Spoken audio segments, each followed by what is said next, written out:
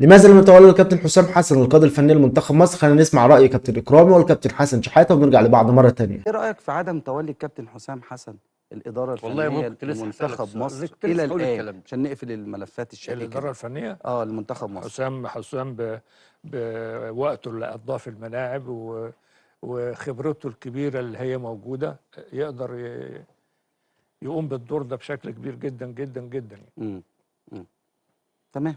ما في مدربين مصريين اقل من حسام في الخبره وفي التدريب ومسكوا منتخب مصر. مم. ولا ما حصلش؟ حصل.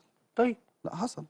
يعني حصل فهو حصل. انا هقول لك على حاجه، يعني الناس بتلوم على حسام ان هو عصبي احنا ما شويه بنتكلمش دلوقتي على الاجواء على المنتخب بس، ده هو لا لا النقاش لا فرض لا نفسه ماشي في الحوار يعني. ماشي. ان حسام عصبي حماسي مش عارف ايه الكلام ده. طب دي مش حاجه مش وحشه، بالعكس دي حاجه كويسه. خلاص ادوا له فرصته، نجح ما نجحش مشيه زي ما مشيت الباقي. تمام. دي مش قضيه يعني. طيب الحديث مستمر عن بس اتفضل. المشكله ان الناس الموقف ان انت زي ما الكابتن بشكر كابتن حسن طبعا كابتن اكرامي. انا مسكت نادي عظيم، من اعظم الناديين في مصر هو نادي الزمالك، ثم انديه كبيره زي الاسماعيلي وزي المصري والاتحاد منتخب يعني الأردن. غير ما انا جاي لك، منتخب الاردن مش سهل ان يبقى رابع عربيا ولا رابع اسيويا في الفتره اللي انا توليت فيها. في مرحله يمكن ثالث مره للمنتخب الاردن في تاريخه انه يوصل كاس اسيا في استراليا بدون هزيمه، ثم يصل كاس العالم يقابل اوروجواي الملحق، هو الفيصل وتلعب بقى سواريز وكافاني وفورلاند والناس اللي هي منتخب ساعتها كان في عز، كان سواريز كان من نجوم ليفربول، فالموضوع مش سهل. فانا حاسس ان الموضوع كاني مثلا صعب. انا مش بتكلم عن، انا بتكلم يعني انت عن الخبرات ودي انت بتخدم بلدك، فلو كانت حاجه زي دي كانت تشرفني طبعا.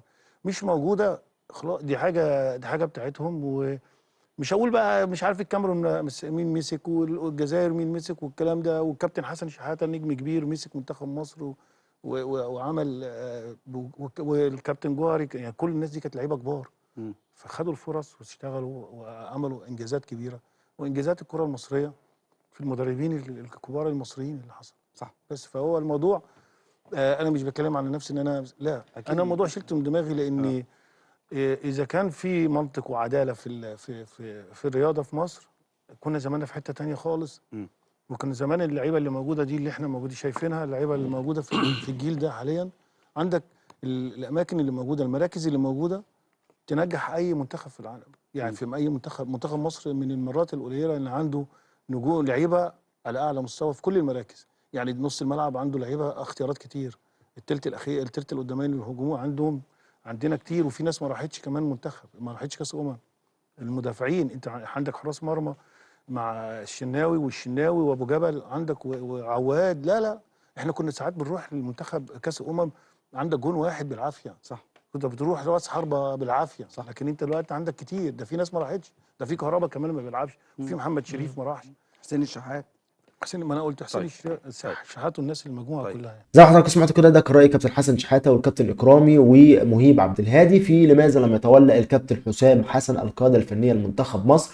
واتكلموا طبعا ان الكابتن حسام حسن جدير ان هو يقود القيادة الفنية لمنتخب مصر، تاريخه يشفع ليه كلاعب وكمدرب ايضا، هو مدرب ممتاز جدا. ولكن الكابتن إكرامي علق قال ان هو يعني ايه يعني ان هو يكون عصبي، لان الناس كتير جدا قالت لك لا ده هو عصبي، ممكن يتعصب على بعض من اللعيبة ويبوظ المنظومة داخل منتخب مصر. ولكن في كتير جدا مدربين احنا مش بنشوف تعاملهم مع اللعيبه عامل ازاي، بيكونوا نيرفز شويه ولكن يعني بيحققين نجاحات كبيره جدا. والكابتن حسام حسن بصراحه مدرب كويس جدا جدا، يكفي ان هو هيكون طبعا عارف اللعيبه وعارف الدوري بتاعك، وهيكون طبعا على درايه كامله بكل لاعب موجود. ويمكن هو اتكلم على بعض من اللعيبه اللي لم يتم طبعا استدعائهم ل طبعا قائمة المنتخب مع روي فيتوريا، زي طبعا الشحات وغيرهم طبعا من اللعيبه اللي تم ذكرهم. لحد هنا ده كان نهايه الفيديو بتاعنا. اتمنى لو وصلت معايا للنهايه تضغط لايك على الفيديو، تشترك في القناه وتفعل زر التنبيهات عشان يوصل كل جديدنا. دمتم في حفظ الله ورعايته، والسلام عليكم ورحمه الله وبركاته. يبقى